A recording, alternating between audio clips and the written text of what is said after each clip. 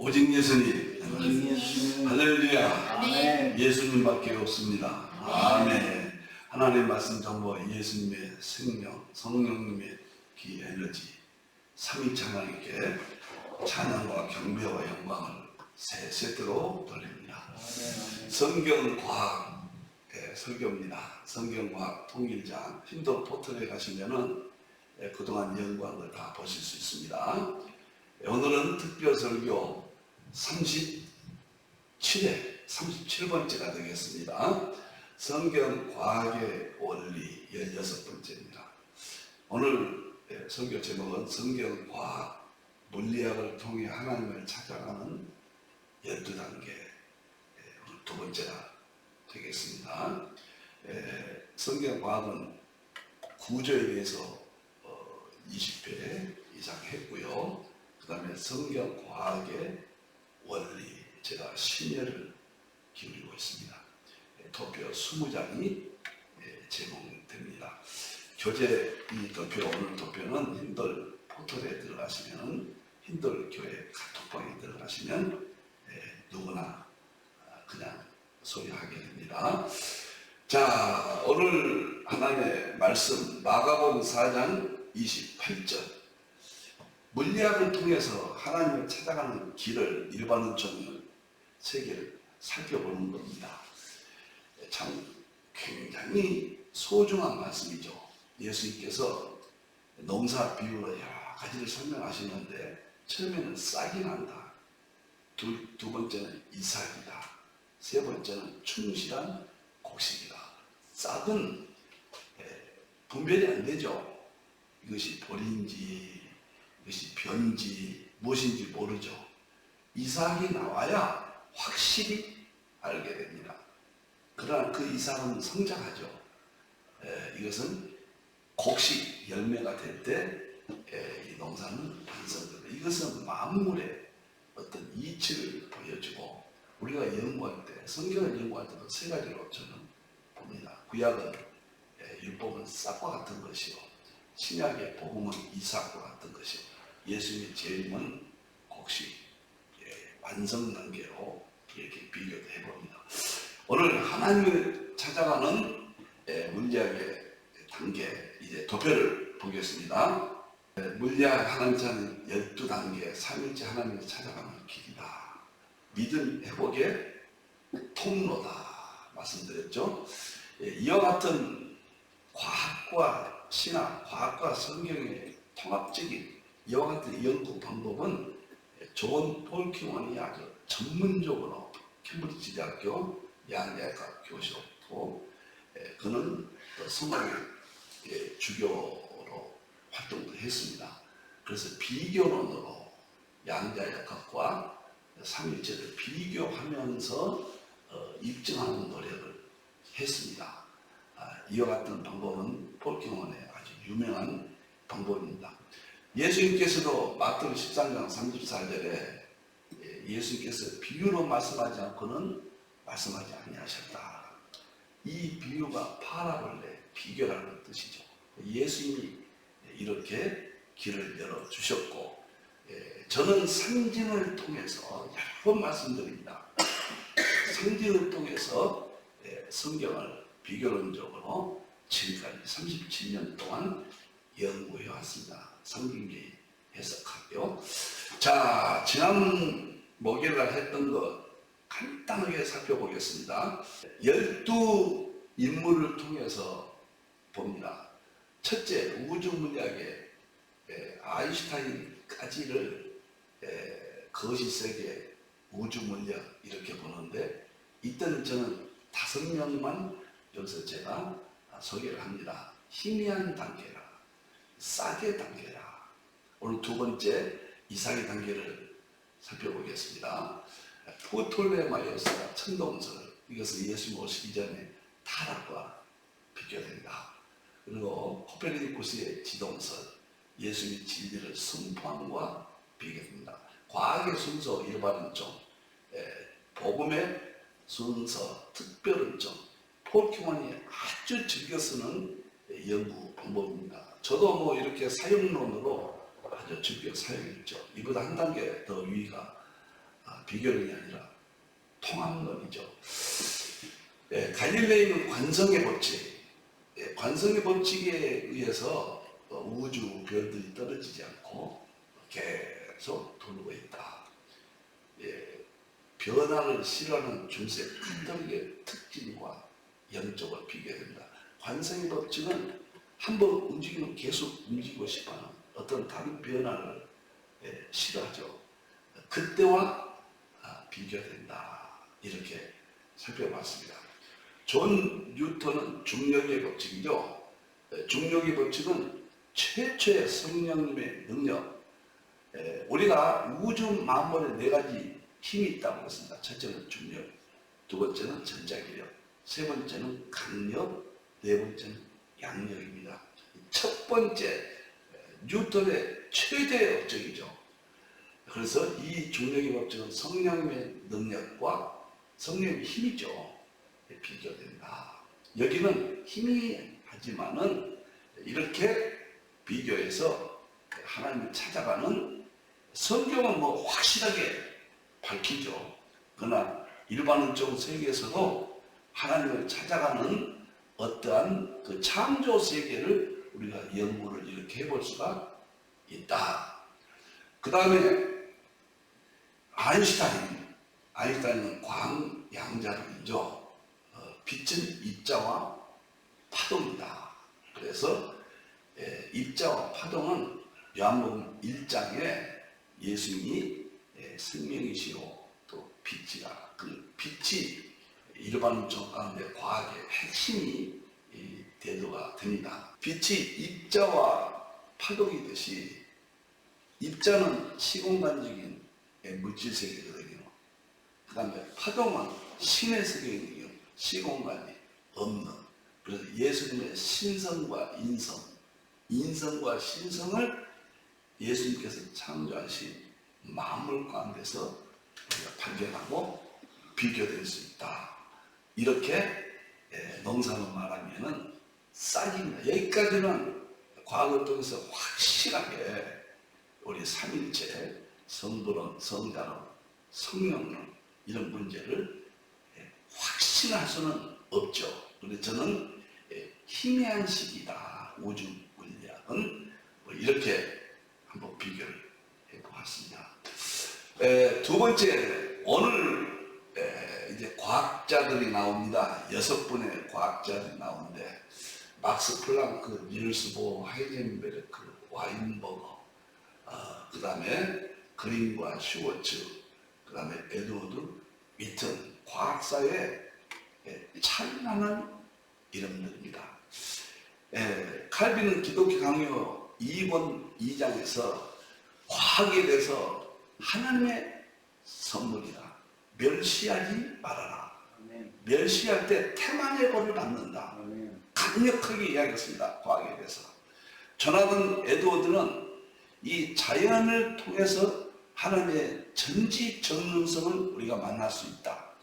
그래서 과학과 신학을 통합하려는 노력을 조나단 에드워드는 정말 굉장한 노력을 쏟았고, 오늘날로 말하면 과학 교사 정도의 수준을, 물리학 교사 정도의 수준을 가지고 있었다. 그래서 신학과 과학의 통합의 창시자로 조나단 에드워드를 우리 신학계에서는 보고 있습니다. 이제 오늘 두 번째 확실해진 단계입니다. 아주 이삭과 같은 단계입니다. 이것이 벼인지 보리인지 다른 곡물인지 이삭이라면 알 수 있게 되죠. 자, 여기서부터는 양자역학 세계로 들어갑니다. 미시 세계죠. 뚜렷한 단계입니다. 하나님을 만날 수 있다. 저는 2007년도부터 과거를 연구하면서 이 세 가지 단계를 체험을 했고, 저는 마지막 단계, 통합의 단계에서 정말 놀랍고 위대한 하나님의 삼위일체, 성부님, 성자님, 성령님의 세계, 모든 구원은 대진리들을 확신하게 됐고 아주 분명하게 제 믿음을 지킬 수 있었다는 것을 먼저 말씀을 드립니다. 첫째, 뚜렷한 단계에 문을 연 사람이 누군가? 막스 플랑크입니다.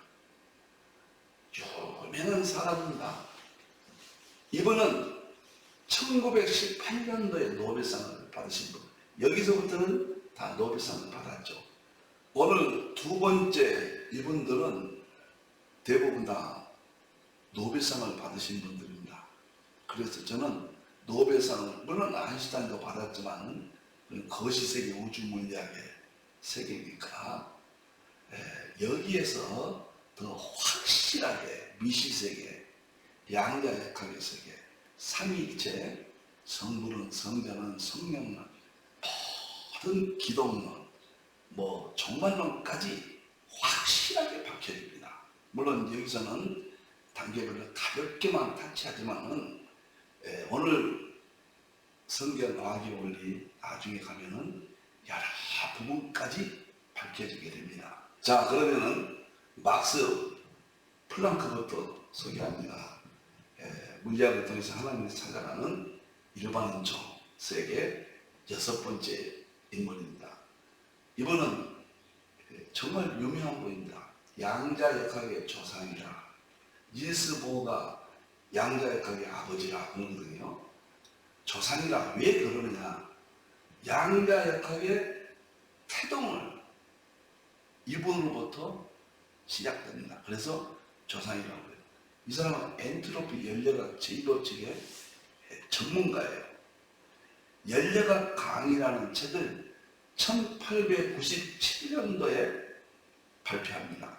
1897년도에 이 책을 양자역학에 상당한 영향을 미칩니다. 이번에 최대 공헌은 에너지 불연속성이거든요.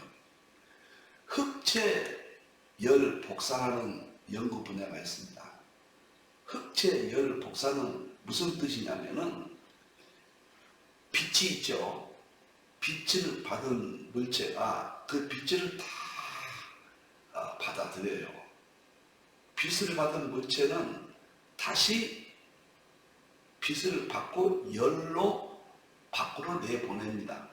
그 열을 연구하는 것이 흑체 복사 이 분야인데, 막스 플랑크가 어느 날 흑체 복사 연구를 하다가 그 빛을 받고 에너지가 돼서 밖으로 나가는 이게 굉장히 어려운 분야예요. 저도 처음에 아무리 연구해도 이 말이 무슨 말인가, 제가 아주 쉽게 이야기합니다. 지금 빛이 들어와서 열로 바뀌어서 다시 반사돼서 나가는데, 그 열을 연구하다가 그 열이 연속적이지 않다. 불연속성이다. 다시 말하면 그것이 띄엄띄엄이다. 띄엄띄엄. 여기서 충격적인 사건이 일어납니다. 물론 아인슈타인도 막스 플랑크의 영향을 받아서 그걸 주장을 했죠. 지금까지는 시간적이고 공간적입니다. 우주 만물의 모든 우리의 정신체계나 물리체계는 연속적이라는 것이 이거 대진리입니다. 이게 신의 세계 대원리를 알았거든요. 그런데 에너지의 세계가 띄엄띄엄이다. 양자란 말이 띄엄띄엄이라는 뜻이거든요. 여기서 태동이 되어서 양자역학이 탄생이 됐다.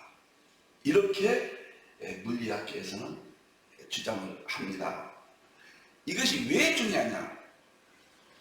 최초로 신의 세계가 우리에게 다가온 거예요. 입증된 거예요. 우리는 성부님, 성자님, 성령님 삼위일체는 시간도 없고 공간도 없는 영원하신 분이고, 만물을 창조하셨고 심판도 하시고 우리를 회복하시는 전지전능성의 하나님의 최대 특징이 뭐냐? 모든 피조물과 다른 것이 뭐냐? 시간과 공간이 없으신 분이거든요. 그래서 우리가 이해할 수 없는 신의 세계라고 이렇게 이야기를 하는데, 그것이 과학사의 막스 플랑크에 의해서 최초로 발표가 되고, 그것이 실험에 의해서 입증되어서 노벨상을 받게 된 겁니다. 이건 신의 세계가 있다는 것이 최초로 확실하게 증거입니다. 막스 플랑크는 또 그때까지는 입증은 안 됐지만은 제가 하나의 말씀 정보, 예수님의 생명, 성령님의 기 에너지가 대통에 대한 전지전능성이 있다는데 그 정보에 대해서 1947년 정보가 우주 만물 모든 물질의 본질이다, 자연 법칙이다, 이것을 주장했어요. 그래서 저는 막스 플랑크에 대해서 굉장한 정말 이번에 연구에 대해서 저도 애정을 가지고 하는 그 시간을 가졌습니다. 물리학의 대전기를 가져왔고 양자론의 전개가 되는 그러한 이런 성부, 성자, 성령에 대한 삼위일체에 대한 신의 세계에 대한 대전기를 우리가 맞이할 수 있게 되었다. 제가 말하는 것은 또 이야기합니다. 실험입니다. 우리는 믿음으로 하나님의 세계를 이미 우리 체험하고 믿음으로 영적으로 성령의 능력에서 확신을 갖고 우리는 부동의 불변의 조직 신앙을 가지고 있지만 그러나 그것을 실험을 통해서까지 입증할 수 있는 하나님의 창조 세계 그 자연 법칙을 최초로 하나님이 창조하셨기 때문에 하나님의 신성, 만물 가운데 있는 신성과 능력을 최초로 덧쳐냈다. 그런 의미에서 하나님을 찾아가는 단계 6단계를 저 개인적으로 설정한 겁니다. 막스 플랑크다. 이렇게 제가 설정을 했습니다. 저는 만물 가운데 로마서 1장 1절에 신성과 능력이 있다. 자연 가운데. 그 자연을 연구했더니 신성이 나타난 거예요. 이보다 더 뚜렷한 이삭이 어디가 있겠어요? 이제 벼인지 보리인지 뚜렷해졌어요. 신의 세계가 존재한다는 것을 실험을 통해서 확실하게 보여주는 것이다. 이렇게 증명을 합니다. 두 번째, 니엘스 보어를 보겠습니다. 니엘스 보어는 1922년 노벨상을 받았습니다. 니엘스 보어는 양자 역학의 아버지라, 여기가 조상이라면 출발했다면 여기가 아버지라, 이렇게 이야기를 합니다. 니엘스 보어는 코펜하겐 대학의 교수를 지냈고 이 막스 플랑크 베를린 대학의 총장까지 지냈던 사람입니다. 이분은 코펜하겐 학파, 양자 역학의 아버지답게 코펜하겐 학파를 이끌었던 아주 대부입니다. 이분이 업적은 원자 모형, 이것을 통해서 노벨상을 22년도에 받습니다. 이것은 무슨 의미가 있느냐? 원자라고 하는 것은 원자의 세계를 쪼갰더니 원자핵이 있다. 원자핵을 쪼갰더니 양성자, 중성자가 있다. 양성자, 중성자를 쪼갰더니 커크가 있다. 커크는 그 무엇으로 되어 있냐? 끈으로 되어 있다. 이것이 서양 우주 물리학의 미시세계의 대틀이거든요. 그 틀을 들여다본 사람이에요. 그래서 원자의 세계를 들여다보고 모형으로 설명을 했습니다. 이것은 무엇을 의미하면 하나님의 창조하신 세계, 우리는 하나님의 말씀으로 창조하셨다. 예수님의 생명으로 요한복음 1장 1절에서 4절 창조하셨다.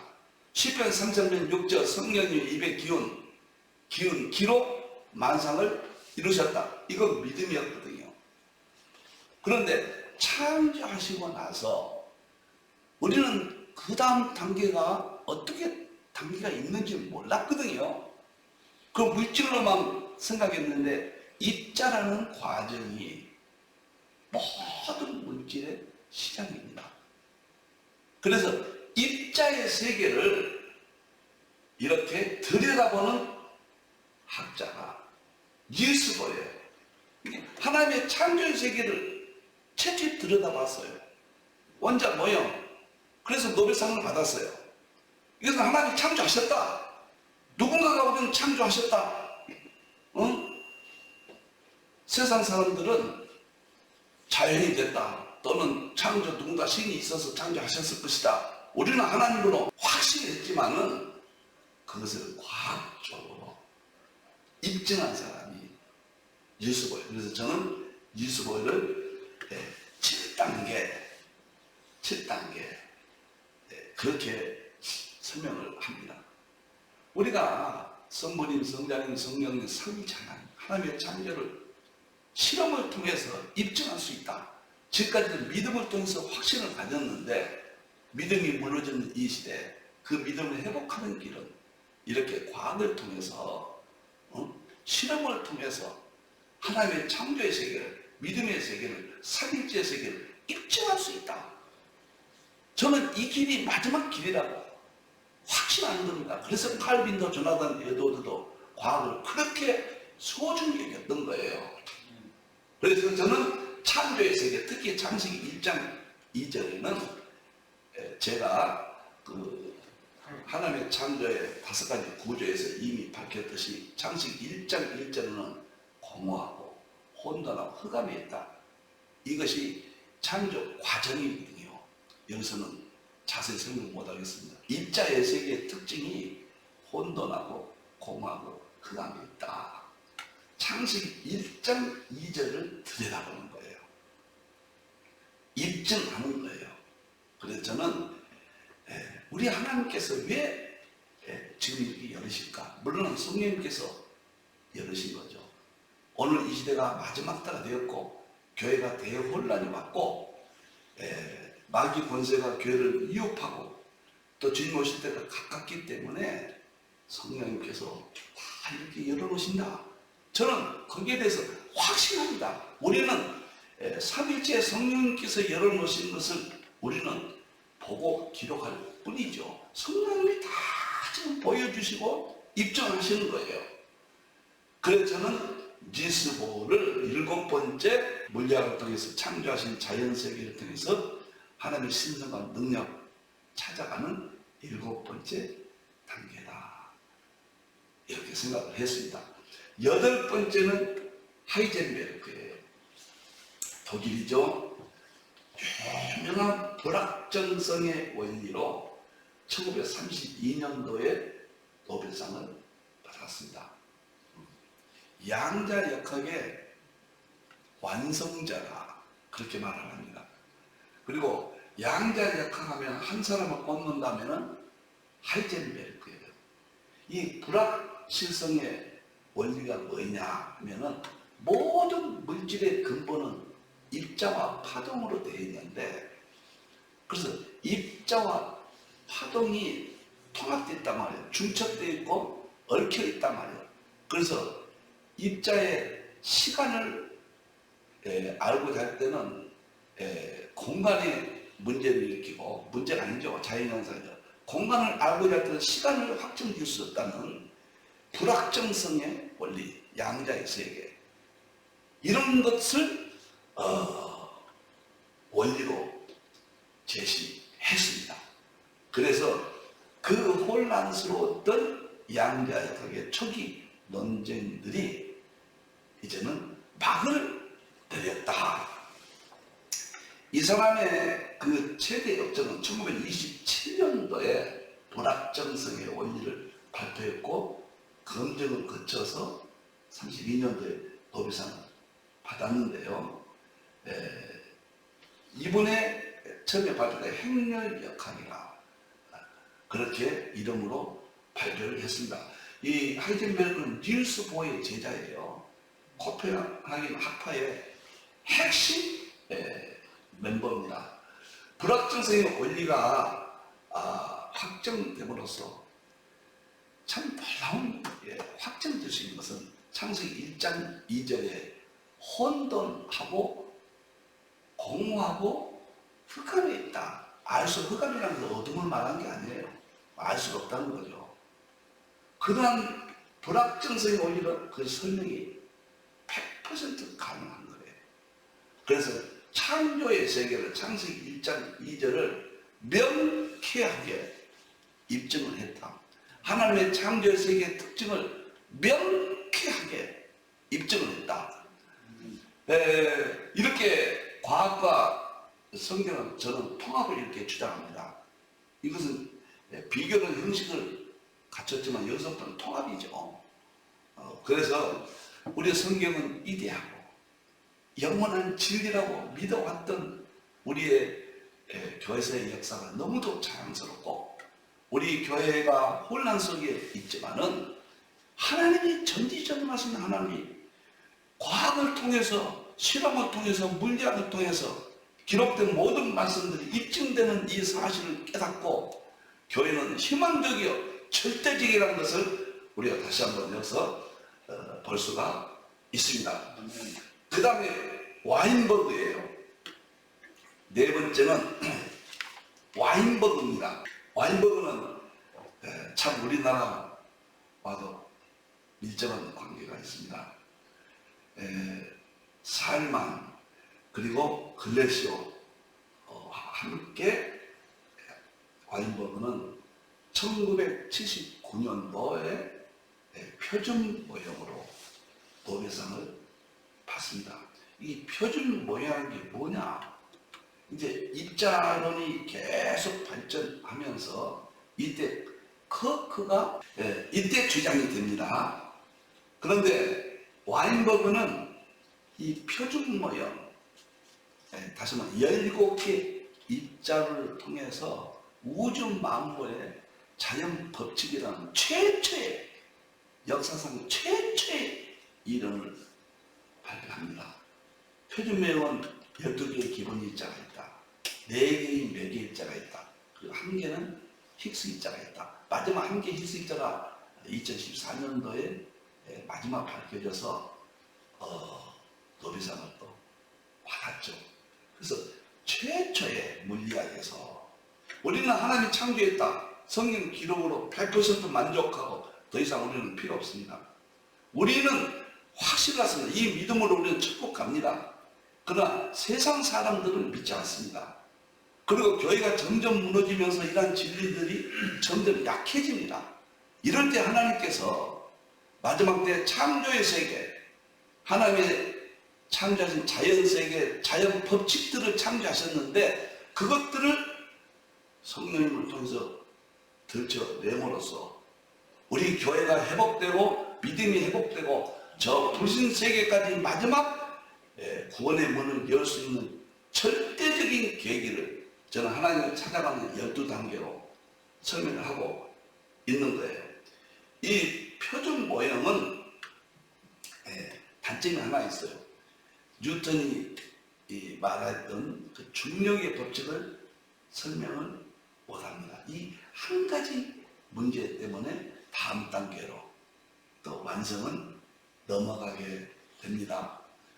여기에 대해서 제가 빠지지 않고 하고 싶은 이야기는 이 와인버그의 그 이론이, 논문이 누가 발표해 줬냐면 우리나라의 이소 박사가 발표해 줍니다. 이소 박사예요. 유명한. 일설에 의하면은 이소 박사의 제자라고까지 말할 수가 있다. 이번에 논문을 지도해주고 그 다음에 발표까지 해준 사람이 이소 박사예요. 그래서 와인버그는 이소 박사를 가장 주장해요. 그 다음에 여기서 살만이라는 사람이 글래시오, 살만, 와인버그 세 사람이 공동 노벨상을 받는데요. 살만이라는 사람은 자기 연구 분야가 와인버그와 비슷하다는 것을 이소 박사가 발견합니다. 그래서 그 논문에 와인버그 논문이라 하지 않고 와인버그 살만 논문이다. 이렇게 이름을 제시해주고 발굴합니다. 참 이소 박사는 참 눈물이 날 정도로 한국이 자랑하는 세종대왕의 버금가는 그 이상 가는 과학자로서는 대인물입니다. 이소 박사가 살아 계셨다면 이분들이 77년도에 이소 박사가 교통사고로 세상을 떠나는데 2년 후에 노벨상을 받거든요. 그때 과학계 분위기는 이소가 박사는 노벨상 영순이다. 커크, 시커크라는 게 있는데 그것의 모든 것들을 밝혀내는 이소 박사의 대업적입니다. 그러면 와인버그는 무엇을 성경과 우리가 관련되어 있느냐? 하나님이 창조하신 세계, 입자와 그 입자들의 세계를 정리를 해서 하나님께서 이렇게 창조하셨다. 이제 다른 부분들을 설명을 제가 많이 못해서 조금 이해 안 되신 분들은 제 다른 책들, 삼위일체 교리 과학적 입증이라든가 대단한 엄청난 책입니다. 그 다음에 과학의 본질, 그 창조, 초림, 재림, 실제론 이런 책들을 보시면은 많이 도움이 되실 겁니다. 하나님께서 확실히 창조하셨다는 그 전제를 과학적으로 입증해 준 최초의 자연 법칙입니다. 그래서 혼돈하고 공허하고 흑암했던 이 세계가 좀 더 구체적으로 욥기 38장 4절 5절 보면 도량법이라는 게 나와요. 기초석을 세울 때 도량법을 하나님께서 사용하셨다고 그랬거든요. 도량법이 저는 표준 모형이다. 창조하는 법이에요. 창조하신 법이 있다.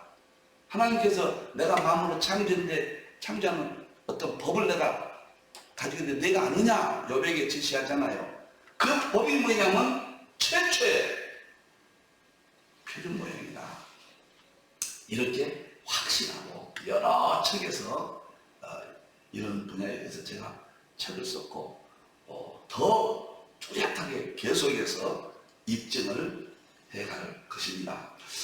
자, 그 다음에 이제 그림과 스워츠로 넘어갑니다. 여기서 와인버거는 하버드 대학교에 교수를 지냈다는 것을 제가 설명을 못했네요. 뭐 다 이분들은 세계 최고의 대학에서 문리학 교수들이니까요. 그렇게 이해하시면 되겠습니다. 그린과 슈워츠는, 그린은 캠브리지 대학의 교수였습니다. 슈워츠는 프리스턴의 교수였습니다. 이분들은 촉근 이론의 완성자, 뭐 이렇게 보면 되겠어요. 촉근 이론의 완성자가 이게 뭐냐? 자, 와인버그에 의해서 우주 만물의 본질, 우주의 자연적인 궁극적인 법칙이 표준 모형으로 제시가 됐어요. 그러나 여기에 한 가지 단점이 있다고 그랬죠. 중력을 뉴턴의 중력을 여기서 거론하지 못합니다. 중력과의 통합이 안 됩니다.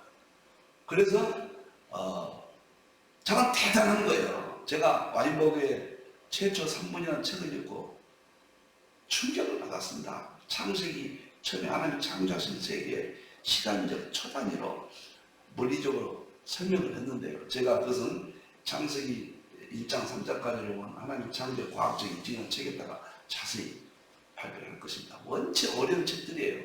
그런 책들은. 그런데 여기에서 와인버그의 그 선을 뛰어넘는 끈이라는 단계에서 자, 입자로 우주 만물을 설명한다고 하는 것은 최초의 피조물입니다. 입자는 피조물이에요. 창조물이에요. 물질세계 최초의 단계예요. 하나님의 말씀으로 창조하셨고 예수님의 생명으로 창조하셨고 성령의 기 에너지로 시편 33장 6절 창조하시는데 우리는 창조 물질이 바로 생긴 것이 아니라 도량법이 있다고 그랬단 말이에요. 도량법. 그 도량법을 최초로 입증한 것이 노벨상을 받는 것이 와인버그라고 이야기했어요. 한 가지 중력의 문제를 깔끔하게 해결한 이론이 그린과 슈워츠의 촉근 이론이다. 촉근 이론은 뭐냐? 끈 이론은 에너지가 있는데 에너지가 진동을 한다. 진동하면은 파동 다음 단계 나타나. 파동 다음 단계에서 주파수가 나타난다. 그 주파수가 5가지 끈으로 되어 있다. 이 끈에서 만물이 창조됐다. 이 끈 이론 5가지 끈. 이것이 우주 만물의 궁극적인 자연 법칙이다. 이것은 표준 모형, 아인버그의 표준 모형은 창조된 물질 입자를 통해서 설명했지만 이것은 창조 이전의 파동을 통해서 창조 세계를 설명하는 겁니다. 우주 만물의 궁극적인 자연 법칙. 입자는 시공간적인 거거든요. 파동은 끈은 파동이에요. 파동은 시공간이 없는 신의 세계, 절대적인 세계란 말이에요. 이 파동은 시편 29편 8절에 보면 하나님의 말씀이 파동이라고 그랬어요. 진동이라고 그랬어요. 사도행전 4장 31절에 보면 성령님이 진동한테 나타났어요. 진동으로 나타났습니다. 진동이나 파동이나 동일합니다. 그래서 물리학이 최초의 탈레스에서 BC 624년 탈레스에서 출발해서 긴 역사 2000년이 넘으면서 1900년 과학혁명이 일어납니다. 중반 전후로 했어요. 그러면서 촉근 이론으로 대박을 내린 상태입니다. 양자역학이 여기까지 온 거예요. 이것은 결정적으로 욥기 38장 4절 5절에 하나님이 만물을 창조하실 때 기초석을 세우실 때 도량법을 사용했다. 내가 창조하는 법을 사용했다. 그리고 끈을 띄웠다. 욥에게 38장 여기 상반에 처음 하나님이 나타나셔서 창조에 대해서 설명을 해줍니다. 여기서 욥이 손들어요. 그리고 42장에서 회개하고 하나님 앞에 회개한다고 처음으로 나오는 거예요. 그래서 이건 굉장한 사건들입니다. 이러한 이야기들은요. 제가 30분 동안에 이거 다 이 방대한 세계를 설명하려고 하니까 이건 거의 좀 어려운 일입니다. 제가 이렇게 쉽게 한 편이에요, 여러분들. 저는 책 읽어보세요. 정말 어렵습니다. 상당한 시간이 필요하고 전문적인 지식이 필요한 거예요. 목사이기 때문에 설교로 이렇게 전하기 때문에 이렇게 쉽게 할 수가 있었다. 좀 이런 보충 설명을 드리고 싶네요. 이제 끈은 하나님의 말씀에 끈을 말하는 거예요. 이 끈은 하나님의 말씀이에요. 청량줄이라고 하잖아요. 하나님의 말씀을 우리가. 그래서 하나님의 말씀이 우주 만물을 창조하셨다. 이것을 확실하게 입증이 되는 거예요. 찾아가는 방법입니다.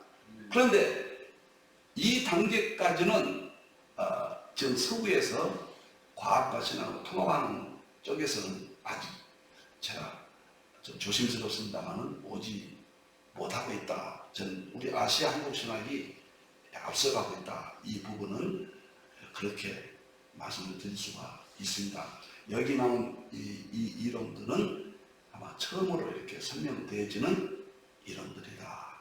이렇게 이해하시면 되겠습니다. 그리고 마지막에 11번째 하나님의 물리학으로 찾아가는 방법은 뭐냐? 이것은 에드워드 위튼 교수예요. 프리스톤의 위튼 교수. 위튼 교수는 21세기까지 3대 물리학자입니다. 와인버거, 표준 모형 있죠? 와인버거하고 그 다음에 호킹이라고 있죠. 고인이 되신 분. 호킹, 그다음 위튼, 3인이 3대 물리학자고 와인버거는 금년도 7월달에 세상을 떠났고 호킹은 몇 년 전에 떠났잖아요. 이제 한 사람 남았어요. 그 위트는. 이 사람은 천재라고 이야기합니다. 25세 때 물리학 박사학위를 받았고 28세에 프린스턴의 정교수가 됩니다. 그 다음에 수학에 있어서 필기상은 이건 가장 천재들에게만 주는 필기상은 20대나 초기에 줍니다. 천재들 바꾸려서 수학이 공헌한 사람. 그런데 40대 넘어서 받은 사람은 위트한 사람이에요. 그래서 주최 측에서 예외로 한다. 헌법이 있잖아요. 그 법을 초월한 대공헌을 한 사람은 예외로 한다. 이분이 무엇을 주장했냐면 11차 차원 막이론이란 말이에요. 이게 뭔 말이냐. 막이론이라는 것은 5가지 끈, 척근 이론에서 만물의 근원은 5가지 끈이라고 하는데 이것도 복잡하단 말이에요. 5가지를 다 연구해야 된다. 이것을 누가 통합할 수 없느냐. 그들 통합한 사람이 위튼, 척근 이론은 통합했어요. 척근 이론은 와인버그의 표준 모형을 보완했고 11차 차원 막 이론은 척근 이론을 마지막 보완했다. 그러면 이것은 무엇을 의미하느냐. 여기서부터 이것이 1995년도에 막 이론을 발표하고 그 다음에 더 이상 과학은 새로운 이론이 없다. 통합과 융합 시대로 물리학계가 선언을 합니다. 이제는 융합과 통합밖에는 과학에 갈 길이 없다. 이렇게 선언하고 이 융합 시대가 2000년도부터 대문을 열고 모든 학문의 분야 또는 물리학의 분야가 주도하니까 그 다음에 모든 산업계도 통합, 융합이 시대의 언어요. 이것이 새로운 지식의 체계를 이끌어가는 세상을 바꿔놨습니다. 그래서 이것은 무엇을 의미하느냐. 다니엘서 2장 43절 45절에 보면 느부갓네살 꿈을 꿨잖아요. 다니엘이 해몽하죠. 장래의 일을 왕에게 보이셨다고 그랬어요. 마지막 때 일에 거기서 중요한 건 철과 지력이, 새와 지력이 합친다고 말이에요. 물론 정치적으로는 저는 유로 통합으로 보고 종교적으로는 종교 다원주의로 보고 이것은 물리적으로는 세라믹으로 봐요. 그 다음에 이 세상 산업계는 모든 통합 융합으로 보는데 이게 왜 중요하냐면 이런 이 구절을 입증했다는 거예요. 종말론적으로. 그리고 이게 입증함과 함께 손대지 아니한 돌 예수님이 이 땅에 재림하셔서 세상 나라를 심판하신다. 그리고 하나님이 한 나라 천년왕국입니다. 재림해서 천년 왕국을 세우신다. 국권이 사람에게 넘어가지 않는 절대적인 우리가 갈 천국을 여기서 입증해 주는 거예요. 입증. 그럼으로써 저는 11단계를 하나님을 찾아가는 단계 물리학에서 11단계를 막 이론으로 보고 이렇게 설명을 드리는 거예요. 너무도 성경은 위대하고 서구신학이 프레임을 짜줬습니다. 삼일째, 성부론, 성자론, 성령론, 구원론, 기독론 얼마나 멋집니까? 이것이 완벽한 거예요. 완벽합니다. 이게 이삭 단계예요. 우리가 진리를 뚜렷하게 보게 된 거예요. 응? 구약은 싸게 단계라고 볼 수 있으면 신약은 완벽하게 다 하나님이 들춰서 보여줘서 다 드러내버렸어요. 그런데 21세기는 무엇이냐? 이제는 그것이 열매 단계입니다. 완성 단계, 완성 단계. 지금은 서구 신학의 모든 것들을 풍성하게 해주는 완성하는 그러한 아시아 한국 시대가 되었다. 그러한 신학이어야 된다. 제가 이것을 말씀을 드리는 것입니다.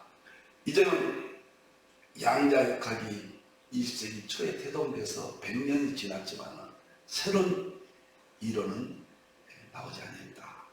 한 가지 부족한 시대에 그 아쉬움을 남기고 다음 주 목요일날 12번째 단계로 세 번째 충실한 이삭의 단계로 넘어가게 됩니다.